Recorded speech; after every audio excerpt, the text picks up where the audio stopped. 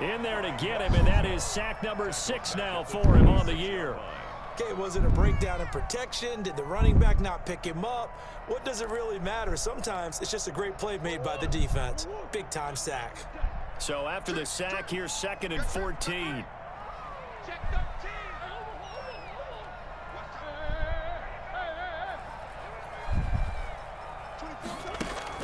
Murray going to run play action with Drake and look to throw it. And he's going to go down again. Nick Bosa, he's the one to get him, and that is sack number 7 for him on the year. Okay, let's go back a little bit and see if my schooling comes to the front. What's that old saying? Those who forget the lessons of history are doomed to repeat them. That's the same guy who's gotten back-to-back sacks. I think a double team may be in order.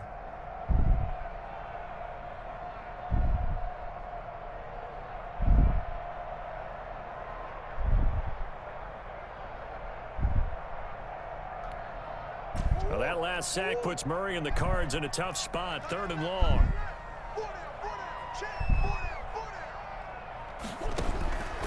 Shotgun now from Murray. He's going to float this over the middle, deep. He's got a man, complete. And all the way down to the 39. It's a big play on 3rd down for the Cardinals. 42 yards.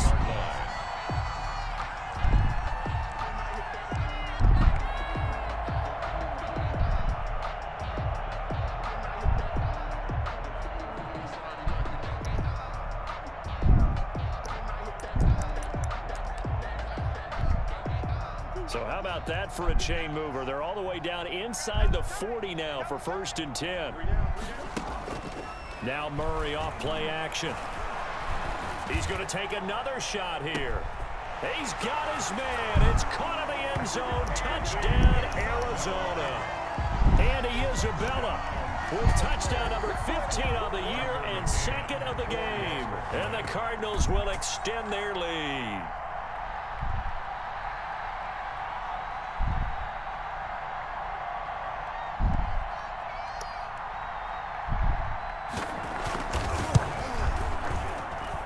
And his guys will take a 10-point lead. Makes the score Cardinals 32, 49ers 22.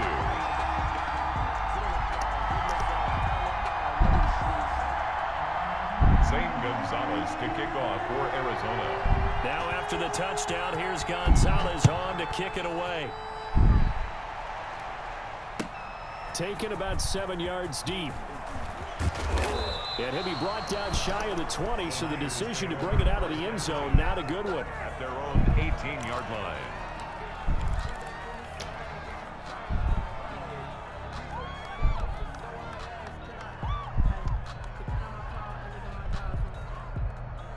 The 49er offense set to get this drive underway. And down on the scoreboard, certainly needing to avoid what happened on the last drive, punting the football. Sense of urgency has to take over for them here. They know the score. They know the situation. And by the way, the punter no longer exists for their offense. That's how they have to treat this drive. They need points. Big time. 49ers 22.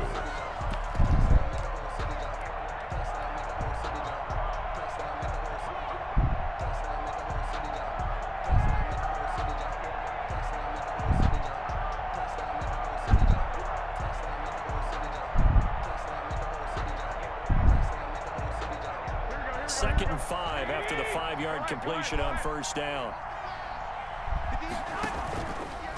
Now Garoppolo.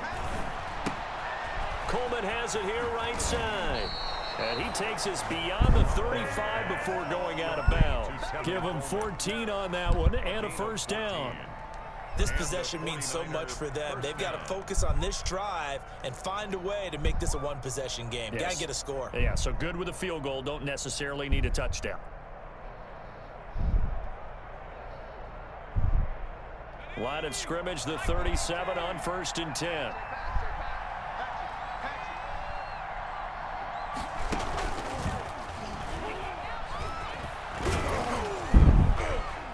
A lane there to run. Is Mostert able to get about 7 there on 1st down? The ball carrier. Well, no matter how they phrase it, staying on schedule, staying ahead of the sticks, whatever you want to call it, 7 yards on 1st down, that fits the bill.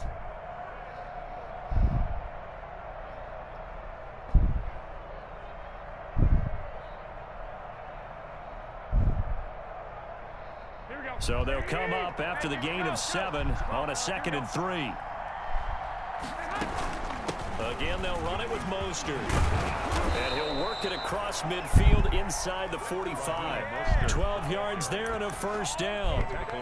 Now, yes, a 2-possession game, but a good chunk of time on the clock, so they have the ability still there to run it on 2nd and short, but maybe they need to pick it up a bit. You're right. They did pick up the first down there, but they, as you mentioned, they have to pick up the pace now because it's a 2-possession game. They've got to get there twice to make sure they have a chance to win.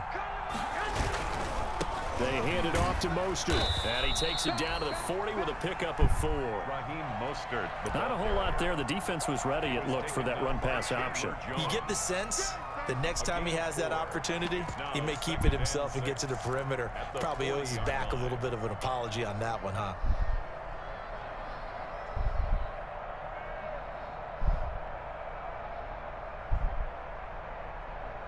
Following the pickup of 4, here's 2nd and 6. Garoppolo going to hand this one to Coleman. And he'll lose yardage here. Back at the 41. It'll go down as a 2-yard loss, and it brings up a 3rd down. There's no question that coming into this game, this defense was pretty vocal about its desire to take this running back out of his game. And all that pregame whooping has turned into results.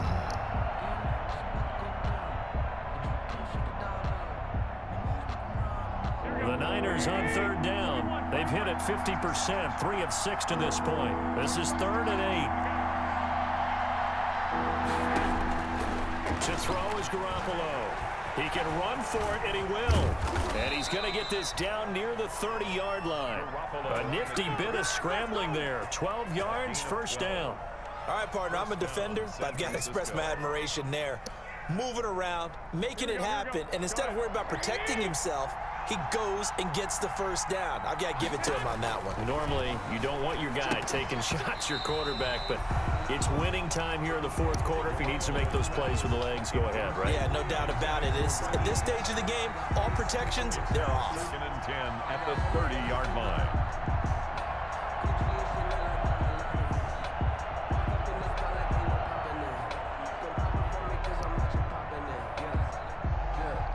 Ball on the 30 as they come up, 2nd and 10.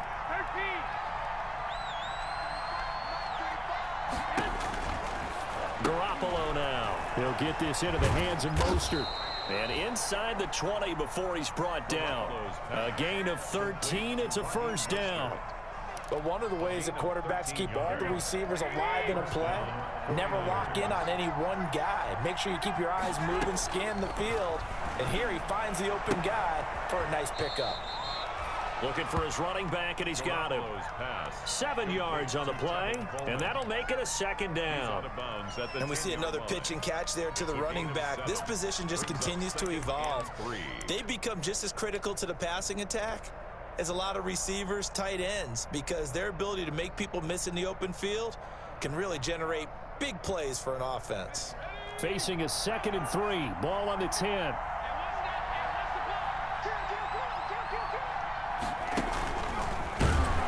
And they go the wrong way on this one. Losing yardage back at the 12. That's a big loss of 3, and it brings up 3rd down. Have to give credit for a nice play there, but also have to look at it as a blown assignment. He became a free runner that turned into a free hitter.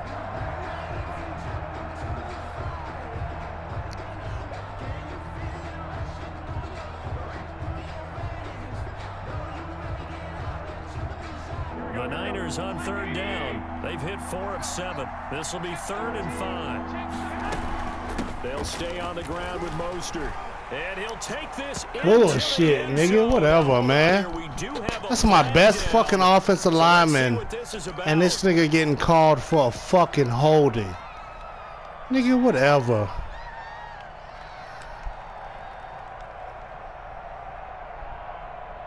It's fucking stupid.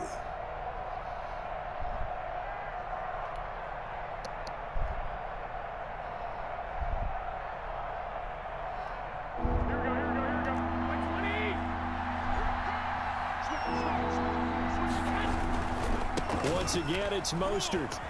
Oh my God, nigga. Down inside the 10 here before he's out of bounds. Another one, nigga. Y'all fucking hoeing me. So on the big tight end, holding. Each and every year, we talk about very few tight ends coming into the league that are polished blockers or asked to do it a lot in college. So it's a constant struggle and a constant fight to learn how to do it without holding.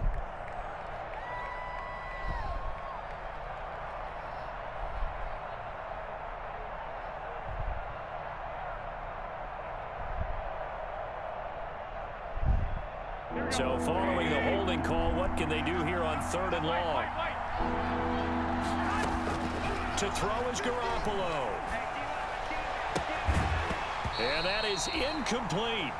From a defensive perspective, they had exactly what you want anytime they want to throw the football. There was pressure on the quarterback. They were getting after him, and they tightened down on the receivers and forced the incompletion. A 39-yard attempt. And in his 15th season, he's able to get this one to go.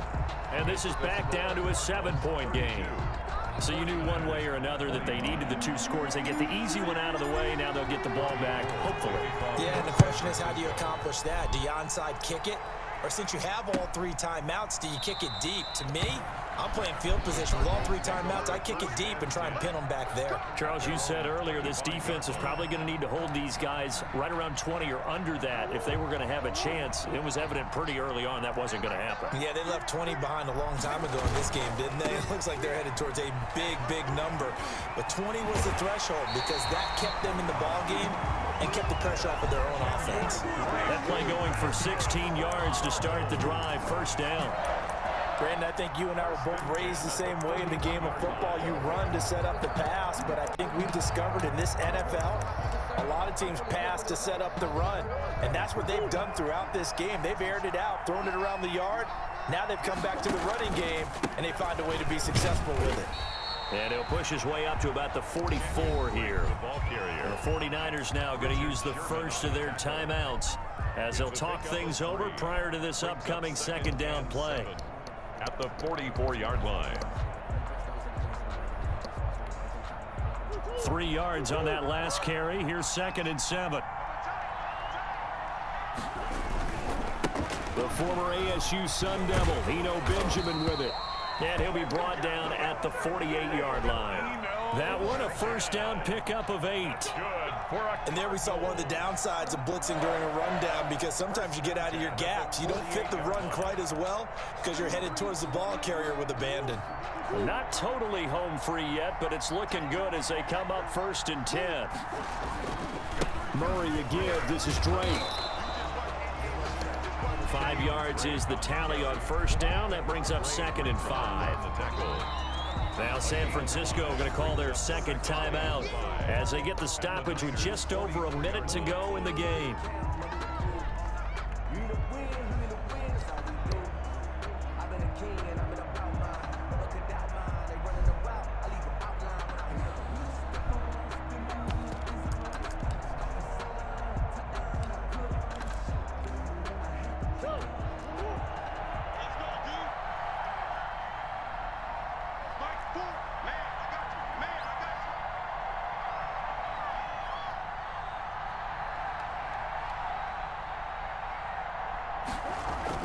Back to throw, Murray.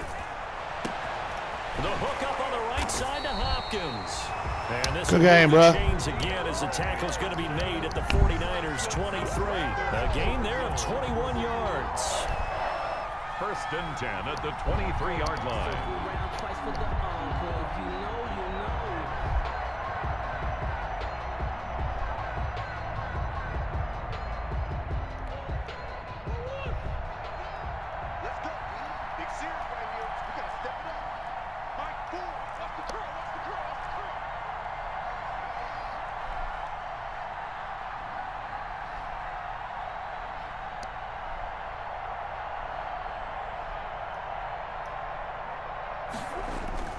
On 1st down, Drake. And he will lose yardage and be backed up to the 24. Ball carrier. And now the Niners going to signal for their 3rd and final timeout as they'll stop the clock with 12 seconds.